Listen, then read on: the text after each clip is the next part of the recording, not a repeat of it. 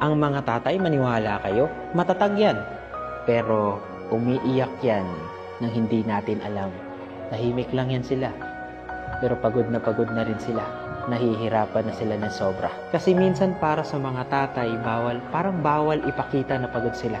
Bawal magreklamo. Kailangan palaging matapang, palaging may sagot, kahit minsan wala talaga siyang alam kung paano niya pa kakayanin. At habang tayo dito, abala sa sarili nating mundo, siya tahimik na nag-aalala kung sapat ba yung ginagawa niya. Kung tama pa ba yung mga desisyon niya. Kung proud pa ba kayo. Proud pa ba yung pamilya niya sa kanya. Kaya kung may tatay kayo, kausapin niyo rin sila. Hindi niyo kailangang hintayin na maging mahina siya bago niyo siya pasalamatan, bago niyo siya kausapin. Because, tandaan niyo, ang tatay hindi man expressive, pero siya yung unang lalaki na lumalaban para sa inyo. Lalong-lalo na yung tatay na mahal kayo. At madalas, siya rin yung unang lalaking nasasaktan nang walang nakakaalam para lang sa inyo.